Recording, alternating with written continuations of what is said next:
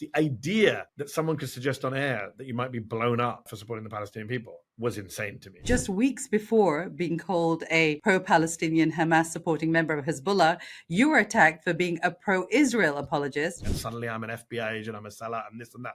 That's weird. You didn't say any of that on the day. I would say to you, Rifat, and I've refrained from saying this, but since you brought it up, or maybe I shouldn't say this, but I'm going to say it anyways. Butch Ware came on the show. Republicans are cynically playing divide and rule. And I'm saying to people in our community, don't play that game. Donald Trump has gone out of his way to say she is his favorite candidate. Do you think you were in any way possibly gratuitously combative with her in particular? In the middle of a genocide with a fascist at the doorstep, now is the time to be able to say fascist or racist or genocide, the G word.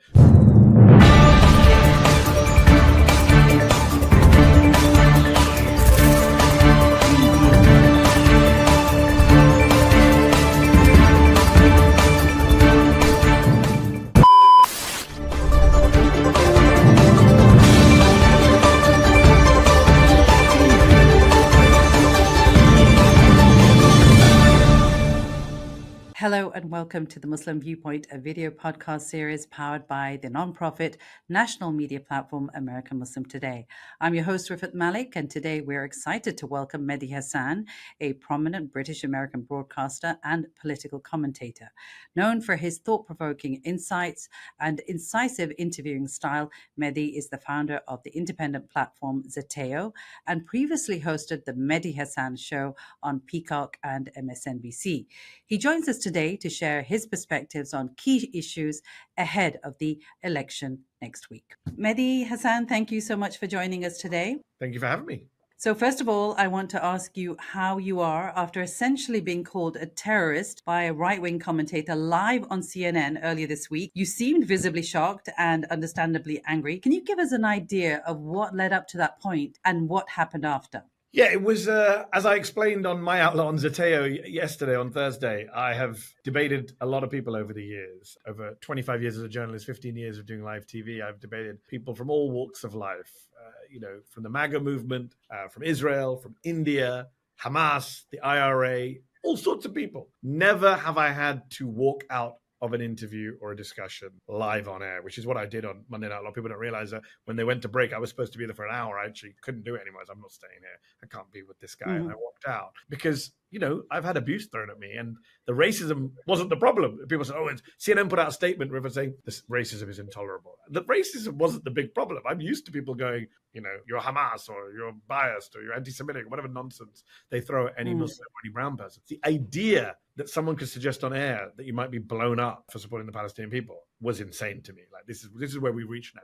This is how emboldened the MAGA movement has become in this country, even before their hero has won a second term in office next week, God help us all. And I think that is what was really stunning. And something else I said yesterday on Zeteo is, we Muslims are not born with thicker skin than everyone else. The idea that we should be able to just take all this stuff that no other community is expected to take. And that's why I appreciated my fellow panelist, Ashley Allison, who's a black woman who was on the panel, stepping up and saying, no, this is ridiculous. And he said to her, well, I didn't say it to you. And she said, well, I'm offended regardless. And I think that's what we've forgotten in this country, this idea that we all need to stick with each other against the bigot. Yeah. Well, I noticed that Ryan Gadersky, I don't really want to say his name, but he kind of apologized at the time and then afterwards kind of became emboldened and took back the apology and classic all the rest right of it. winger. On air runs away, but online becomes a keyboard warrior. Exactly. Well, there's a bit of irony in all this because just weeks before being called a pro-Palestinian Hamas-supporting member of Hezbollah, you were attacked for being a pro-Israel apologist by the Green Party's VP pick, Dr. Butch Ware, for your post marking the first anniversary. Welcome to my world, Rifat. Welcome to my world. Is it? Who am I being attacked by? I was going to say that's quite some straddling that you're doing. For anyone who doesn't know, Ware basically called you a house N-word, a rat, an FBI informant. I know for a fact that you have been an outspoken critic of Israel for many years and had a lot of backlash because of that. And I know this from way back in England as well.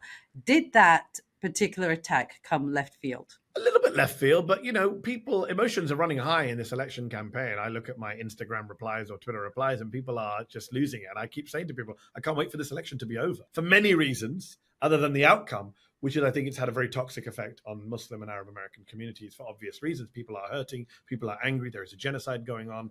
And in the middle of this genocide, we're being asked to choose between two candidates, both of whom support that genocide. And I think that's a huge problem. And then you have a third party candidate that says we don't support the genocide, but then kind of lie to people and say, if you vote for us, we can stop it, which they can't. So we've got this real problem where there's a mix of hopelessness, powerlessness, anger, frustration, betrayal. I get it. I feel it too. People act like I'm some kind of above the fray. As you saw on Monday night, I'm very much part of this. I feel it. I endure it in a way that some people can only imagine. But as angry as I am and as upset as I am, I also have to look at facts. I also have to understand how the system works. I also have to understand outcomes. And one of the reasons I started Zateo when I left MSNBC was to say, look, I don't want to lie to people. I want to be able to say the truth as I see it. I want to say facts as I see it. I don't want to be beholden to corporate boardrooms, corporate advertising, bosses. I don't want to have to, follow cautious colleagues who say maybe we should keep our heads down. So, and when I did that, Rifat, people in our community, in the Muslim community said, great, we're so happy that you set up an outlet that's truthful. And we've had so much overwhelming support from the community, both in the US and globally. We have over 250,000 subscribers globally. A big chunk of those are Muslims who want a media outlet that is very different to what they're getting. And I appreciate the support. But I would say to the small minority who play this game where if I say something they like, then I'm a hero. If I grill someone they don't like, then I'm a hero. But if I say something they don't like, suddenly I'm a sellout. No, I'm the same person. I say things all the time. You don't have to agree with me. I don't agree with you. Like, we can disagree reasonably. What bothers me about our community right now in this election is that there's no sense of good faith disagreement. It's my way or the highway. It's if you don't agree with me, you're pro-Israel, you're pro-Hamas, you're sellout. Blah. There's this constant questioning of each other's intentions. I interviewed an imam from Michigan just yesterday for Zateo, Bilal al-Zuhairi, who endorsed Trump on the debate stage. And we disagreed ferociously. Infamously. And he's mad at me on Twitter because he didn't like some of my questions about Trump and rape and how the clip we put out. And the reality is, I respect the imam, right? I don't think he's a bad guy. I don't think he's trying to screw over America or Muslims. I think he's naive. I think he's misguided. I think his judgment's wrong on Trump. But I don't dispute the fact that he's trying to do right by his community and he thinks voting for Trump will do that. Insane, but that's what he thinks. My problem is we don't give that sense of generosity to others around us. We don't say, okay, that person is voting for Harris because they think that's the best way of stopping it. This person's voting for Stein because they think. I just want us to be able to respect each other's choices and accept that a lot of us are struggling in this moment with these horrible choices. And then you get a Butch Ware who comes along and pretends it's all easy, vote for the Greens, life will be great, and anyone who opposes me is an FBI seller. I would say to you, Rifat, and I've refrained from saying this, but since you brought it up, or maybe I shouldn't say this, but I'm going to say it anyways. Butch Ware came on the show. Butch Ware came on the show. He asked for the interview. I wasn't familiar with Butch Ware, but people told me he's a very respected Muslim scholar. I met him at ISNA. He asked to come on the show with Jill Stein. I said, it's going to be a tough interview. He said, we love tough interviews. Not only did they love the tough interview, which she did very badly in, that's not my fault that she couldn't answer a simple question about whether Bashar al-Assad is a war criminal. They left the interview happy. He took a selfie with me on the way out of the door. But suddenly when the interview is an embarrassment for them, then they started attacking me. And suddenly I'm an FBI agent, I'm a seller, and this and that. That's weird. You didn't say any of that on the day. You didn't say any of that when you were leaving. So I find it, and look, they're politicians. This idea that sorry to say to your viewers, politicians are politicians, whether you're Green, Democrat, Republican. This is who they are. Right? They are cynical folks who need to get votes and will do and say whatever needs to be done to get votes. Don't treat politicians as infallibles or heroes or saints. None of them are, no matter where they are on the political spectrum. Well, I've been asked on the subject of the Green Party, on the subject of that interview, which was in September, I've been asked to ask you a couple of questions from some of their supporters. And there are actually quite a few here in Dallas. And as you rightly said, after the interview, a lot of people were very unhappy. And there were a couple of things that people mentioned to me in particular, and you've already touched on it, but I'm just going to put it to you anyway. Number one, I think that a number felt that you had kind of unfairly badgered, targeted Jill Stein, pressing her on issues which in fact turned out not to be accurate. For instance, the pro-Trump post on her IG page, which she said that she had not written or had not liked or whatever, she had in fact condemned both Assad and Putin, maybe not called them war criminals, but she had said that she clearly, condemned their actions. You also questioned, why was she standing? And I thought that you clarified a point that was confusing maybe for some, that she was a last minute stand-in because Cornel West had backed out. So in retrospect, do you think, I know you said the interview was tough but fair before it went out, but do you think you were in any way possibly gratuitously combative with her in particular. This is hilarious. People have spent years saying they love my interviews because I'm combative, because I'm tough.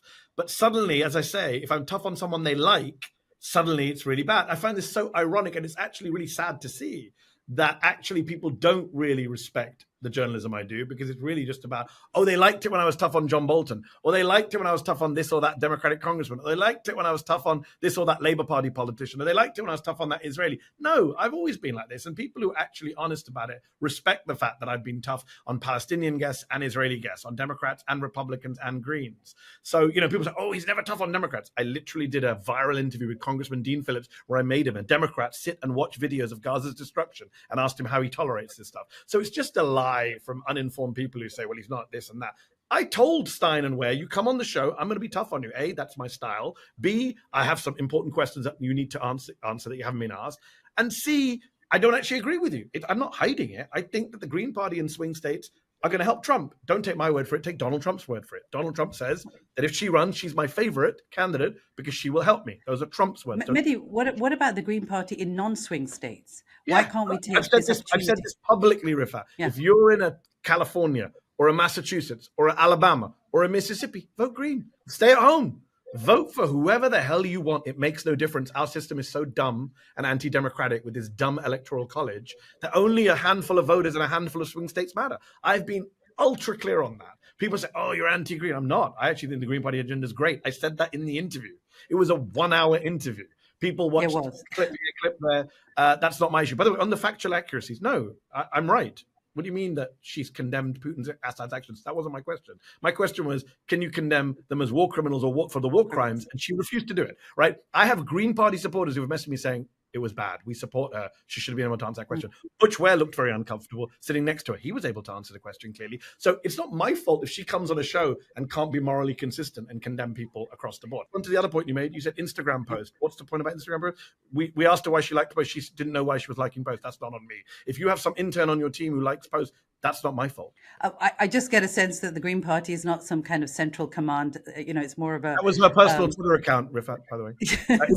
Yeah, I'm sure, but she may not be handling it. She may have some people who are... Maybe she should be aware of what's being posted by a presidential candidate. I can assure you, if Kamala Harris liked a tweet saying Trump should be president, that would be a big story. By the way, she went on the Breakfast Club that week and she was asked how many members of Congress there are. She couldn't answer that question. Again, I like the Green Party agenda, but don't put up a candidate who doesn't know how many members of Congress there are. Sorry.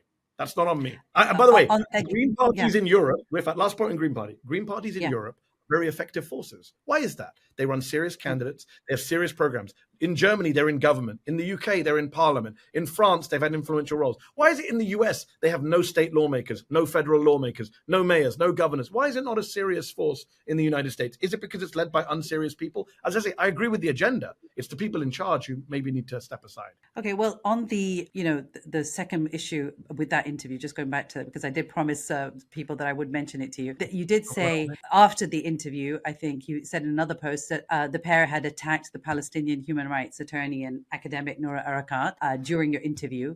But her supporters say that Stein merely mentioned that Erakat's request for them to stand down if Harris and the Democrats adopted an arms embargo against Israel, that had procedural implications for them as a party. And later, I think in the same interview, she even says that that request wasn't unreasonable. They just couldn't do it. So was it unfair to characterize them as attacking Noura Erakat? Let me say two things to you. Number one, have you watched the interview? Yeah, I did. Yeah. Butch Ware was very explicit that he was very unhappy with Noura Erakat. Jill Stein, I think, called her naive. I think when you call a law professor and a woman naive about politics when you're the Green Party, yeah, I think that's fair to call that an attack, a criticism. Come on, she didn't say the word naive. She said that she didn't understand the system, and she meant the procedural system. I don't think that she meant to say. My understanding she doesn't understand politics. When you suggest someone is naive about politics, I have to go back and look at the transcript. I think it's very clear to anyone who watched Stein and especially Butch Ware's comments about Noura Erakat.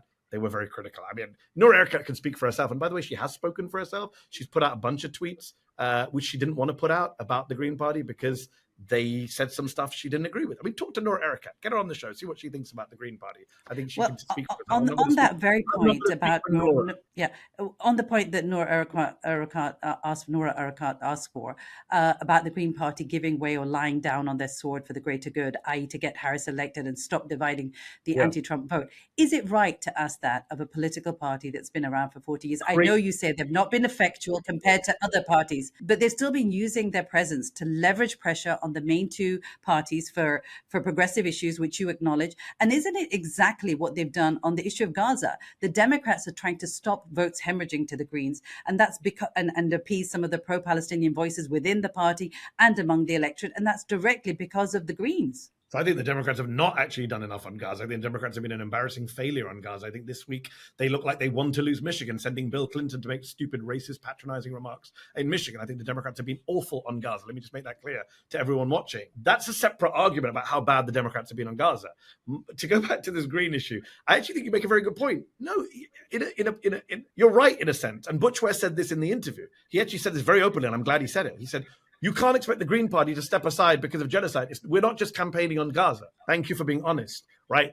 The problem is, Rifat, is that they're doing two things at one time. They're saying, vote, we are the anti-genocide party. We're the ones who will stop the genocide. But then they're also saying, but hold on, we're the Green Party. We have many other issues we care about too, which is totally, I respect that. But you can't have it both ways. If genocide is your number one issue, if that's how you're cynically attracting lots of Muslim voters who are rightly fed up with the Republicans and Democrats, then yes, when someone like a Noura Erakat or someone else makes the point that if you get what you want on Gaza, then you can't carry on running. It doesn't make any sense, Rifa. Let's just talk this through. You're saying that you must give us an arms embargo and a ceasefire deal. And by the way, this is the Friday before the election. It's too late. That ship has sailed. So, but let's talk about when this happened in September. The argument was that we need the Democrats to give us what we want. So I said to Jill Stein, if they give you what you want, will you step aside? That's the logic, right, Rifa? You can't have it both ways. If you're saying to the Democrats, we need you to do this, otherwise we're all going to vote Green, then once they give you what you want, then you can't still undermine them. That's how a bargain works. Well, I think Jill's point was that they don't need to step aside, Mehdi, because people will, if they give the arms embargo, if they had agreed to it, then people would vote for them. Have to endorse them and say, actually, lesser of two evils, which she never does. I interviewed her in 2016, and I said to her in 2016 in Pennsylvania, Trump, Clinton, if somebody says to you, a Green voter, who do I do? You can't win here. Who do I pick? And she said, no, they're both the same. That is fundamentally dishonest. That line that Stein pushes, and it's actually worse than saying as you know, it's very clear the Greens are simply anti-democrat. I asked you this question too. You saw the interview. If you're really a third party, shouldn't you be against both parties? I only ever hear them say abandon Harris, abandon Harris. Do you ever hear anyone say abandon Trump? I've never heard Jill Stein say abandon Trump. Mehdi, I think that's presumed. They have absolutely no truck with Rifat, Trump. Let me tell your viewers who may not know this, Republicans are helping the Green Party. Just today, CNN's reporting that robocalls in Michigan are going out, telling people to vote for Stein. They're paid for, they're Republicans. In certain states where Stein has tried to get on the ballot, Republican lawyers have helped her do that. Donald Trump has gone out of his way to say she is his favorite candidate. There's a reason for this, guys. Please don't be naive. The Republican Party very much understand that Jill Stein being on the ballot helps Donald Trump. That is just a mathematical fact. And by the same token, Mehdi, Democratic lawyers have been trying to get them off ballots, and they've been doing everything they can to stop them being. So it really also begs the question. Democratic lawyers are trying to get them off the ballot to protect themselves. Republicans are cynically playing divide and rule. And I'm saying to people in our community, don't play that game. Well, I mean, I think that Stein did say in the interview that obviously she would not ask anyone to support Trump. But their argument is that I think it was something that the devil was the kind of parallel that analogy they were using. But clearly, the Democrats are a party that Muslims have traditionally voted for. Over something like 65% of Muslims vote for the Democrats. But when the party that you support doesn't even allow you to come on, their DNC center stage, why should you vote for them? Why do they have an automatic right to your vote just because you're afraid of Trump and the alternative? Who says they have an automatic right to your vote?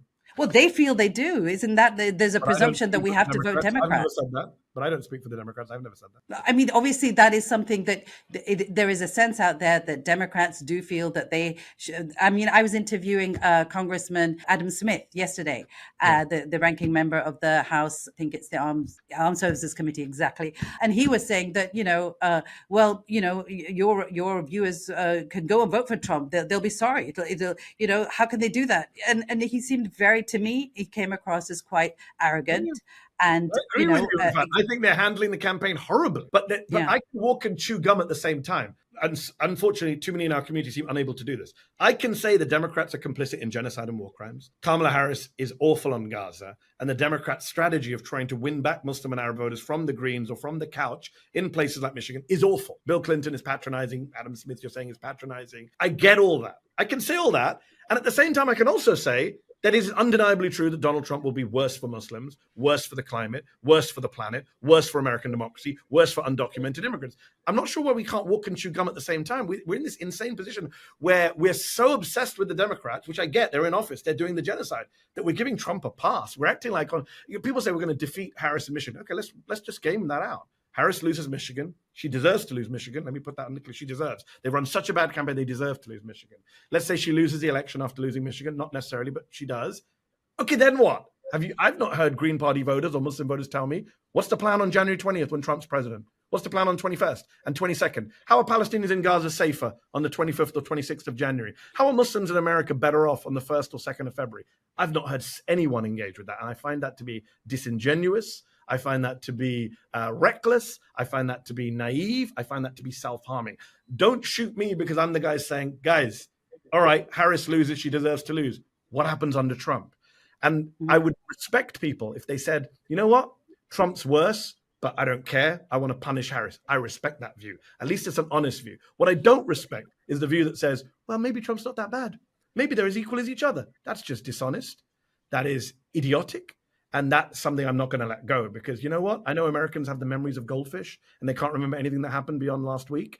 But sorry, I remember the Trump presidency. I remember 200,000 people who died from COVID who didn't need to die, according to the Lancet Commission. I remember him joining with MBS to help kill 30, 40,000 Yemenis. I remember him moving the embassy to Jerusalem. I remember him saying horrifically anti-Muslim things. I remember him separating children from their parents in what psychologists call torture at the border.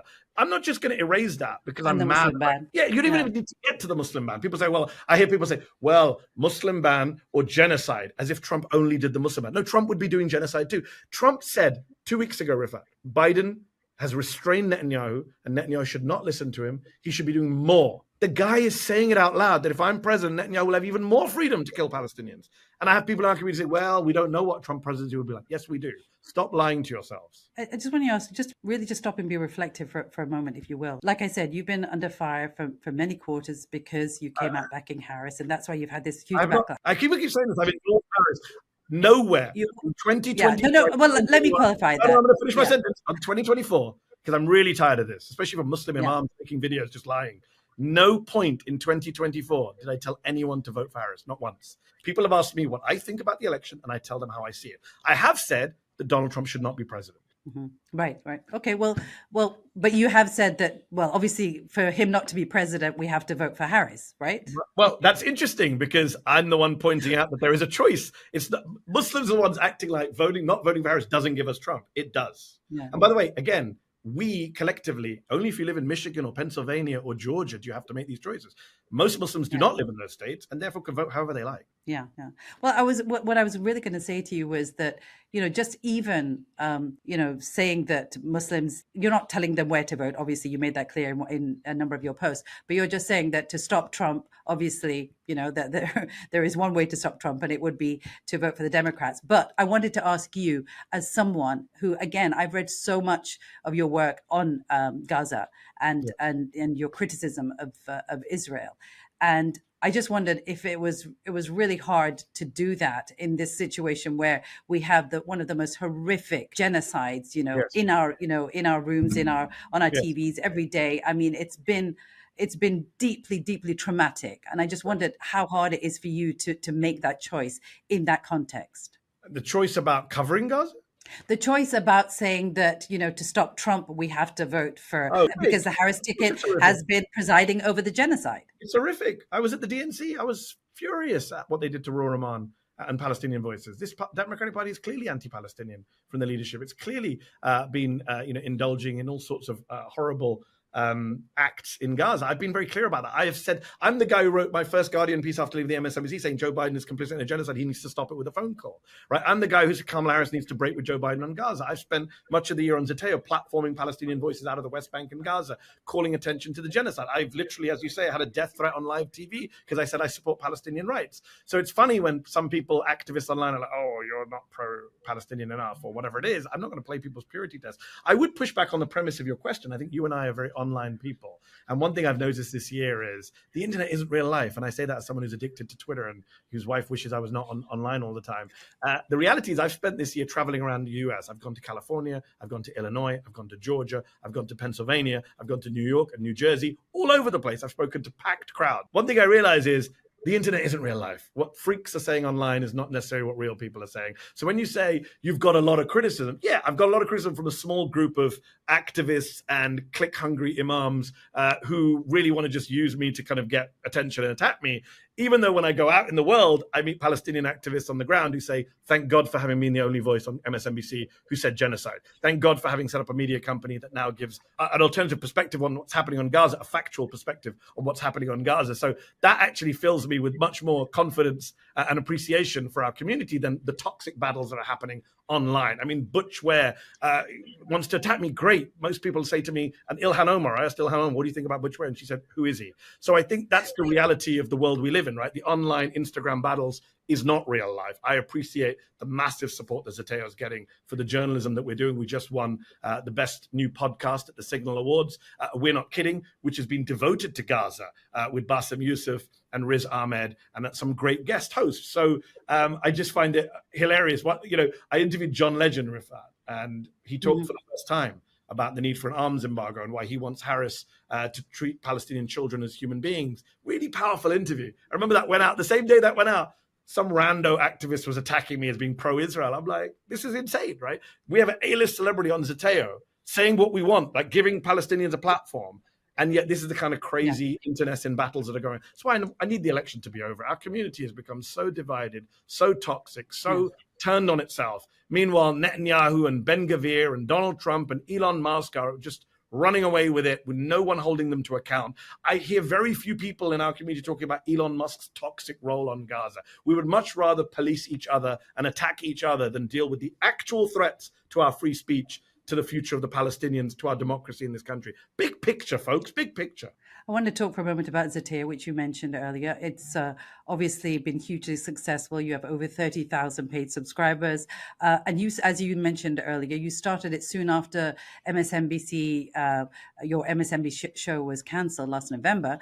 And I want to talk about that for a moment. That came as a shock, I think, to a lot of people. And it was also reported at the time that you and two other Muslim presenters at the network had simultaneously been taken off air in the wake of October the 7th. I wanted to ask you, and I think you did kind of touch on it obliquely earlier, but did you feel the pressure of censorship at any time while at the network, particularly on the issue of Gaza and Israel? Wherever I've worked, Rifat, and I've worked at the BBC, I've worked at Sky News, I've worked at Al Jazeera English, I've worked at The Intercept, I've worked at MSNBC. One of the reasons I set up Zateo is because wherever you work, you are fundamentally an employee. It's not about censorship or not censorship. It's about the fact that you're never going to have the full freedom to say what you want to say unless you have your own platform. And that was a blessing from God that I was able to leave MSNBC, and I have a following that I've built up over the years, a global following and an American following that allowed me to set up a media company from scratch and, become self-sufficient quite quickly. And as you say, have close to 40,000 paid subscribers, almost 300,000 subscribers globally. We already did a documentary, which we never thought we'd do in year one. We were able to afford to pay for a documentary about Gaza, which is, I urge people to watch, Israel's Real Extremism. And that is because, yes, I wanted to get to a point. I'm 45 years old. I've worked my whole life in the bosom of corporate media on both sides of the Atlantic. And I thought, you know what, if not now, when? When am I going to do my own thing? In the middle of a genocide with a fascist at the doorstep at home, now's the time to be able to say fascist, which a lot of people in American media run away from saying about Donald Trump, or racist. They won't call him racist, they say he's racially insensitive. Or genocide, the G word, which we know the New York Times and other publications have said, please don't say this to their staff internally. So clearly there's a freedom issue. That has always been a case. As for why MSNBC canceled my shows, you'd have to ask them. I was very outspoken on Gaza for all of the 3.5 years, on the West Bank, on Israel. For all of the 3.5 years I was at MSNBC.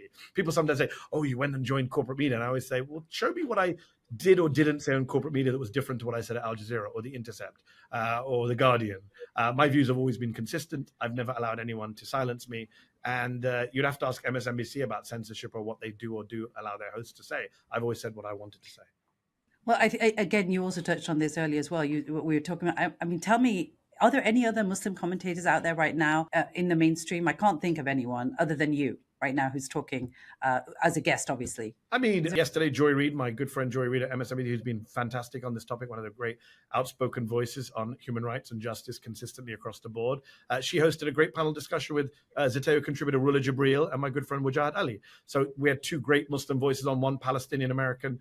And, you know, there are voices out there. It's just, are they getting the platforms they need? And we know this, Rifat, you know this, that mainstream media does not platform Palestinian, Arab, Muslim, pro-Palestinian voices in the same way that they platform Israeli voices, pro-Israeli voices, military-industrial And do you think, and do you think that is the reason why we've seen, because of this lack of, you know, diverse voices, is that why we're seeing the kind of exponential growth in independent platforms by journalists like yourself and other influencers who are going directly to audiences through social media? 100%, but I would say I'm not one of these people who says burn down the media and just have independent media, because that doesn't make sense. You need to reach audiences where they are.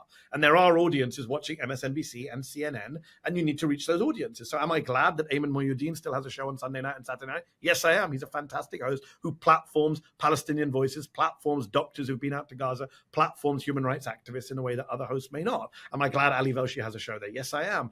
So I think we have to understand, I've always been insider and an outsider. In fact, my entire career is insider, outsider. I've had one foot inside, one foot outside. I've always been the guy on Zateo critiquing the media, but I've also been the guy on the media critiquing the media from within the media. And I'm proud of that. And I think we always have to have an insider-outsider strategy. People who say we just need to be inside and don't criticize anything from outside, that's naive. And people who say we just need to be on the outside shouting and throwing rocks, that doesn't also get us anywhere. You need both.